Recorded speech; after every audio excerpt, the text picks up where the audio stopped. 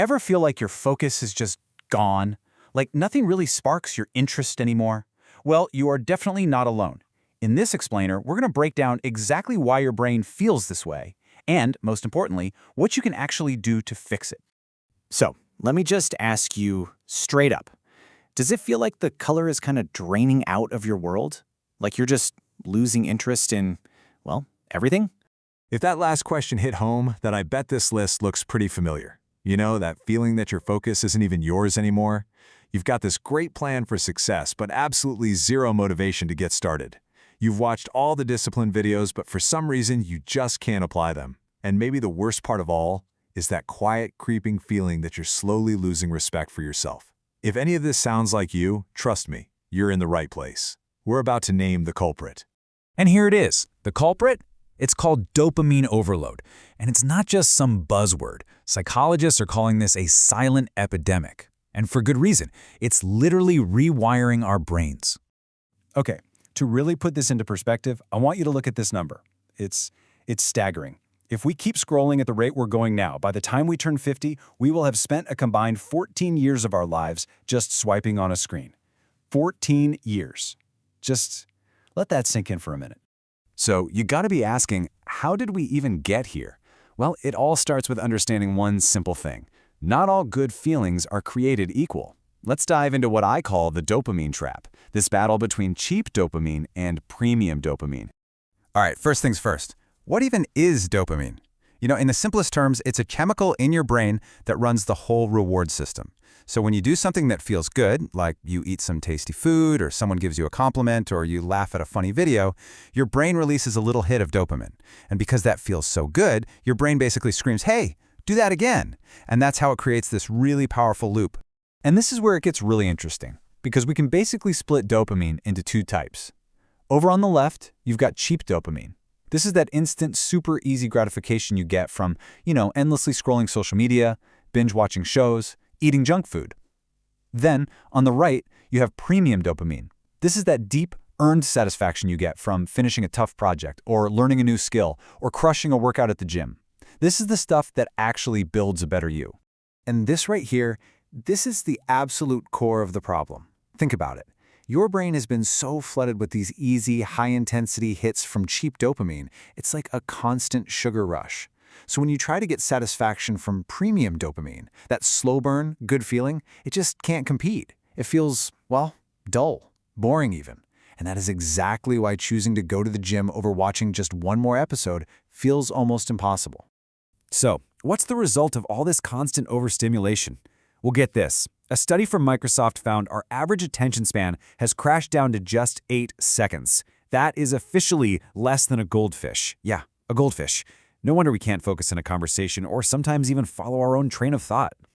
Okay, so that's all the bad news. But here's the really good news. There is a way out. And it's not about just having more willpower, it's about having a system. So let's get into it. The 5-step dopamine detox plan. Think of this as your roadmap to taking back control. We're going to walk through each of these 5 steps, but the key thing to remember is that they all work together. It's a whole system. We start by just figuring out what your triggers are. Then we work on rewiring your brain by swapping bad habits for good ones. Next, we make it harder to do the bad stuff by creating a little friction. We'll start small with short detox windows. And finally, we'll build a system that you can actually stick with for the long haul.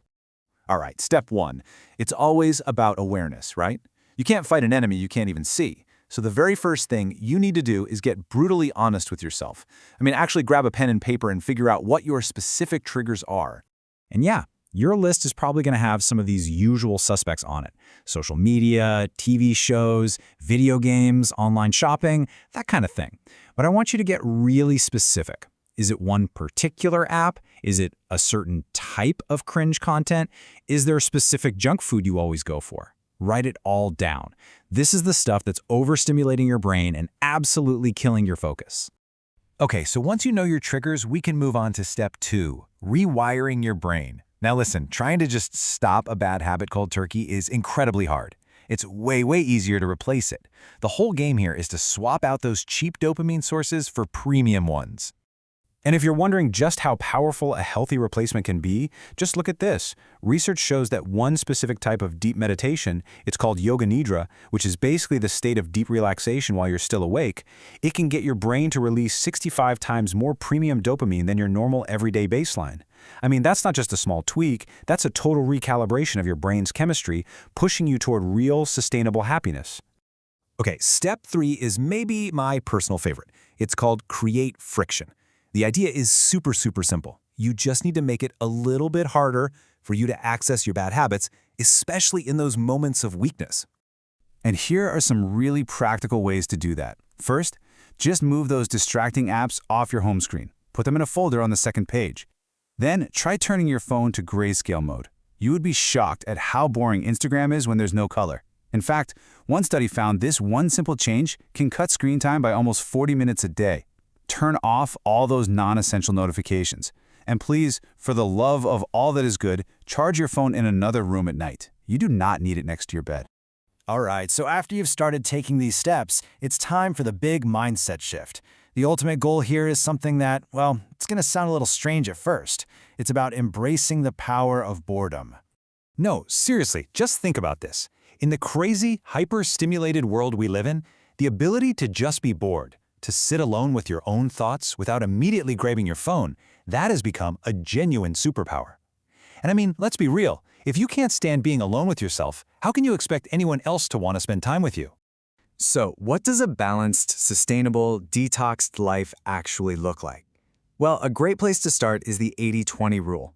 The idea is all about being intentional, so you dedicate about 80% of your day to productive stuff that gives you that premium dopamine, your work, learning something, exercising, even just doing chores. And then you consciously plan your 20% of entertainment. See, it's not about getting rid of fun, it's about putting fun in its proper place so it doesn't just take over your entire life. And this is the beautiful reward for doing all this work.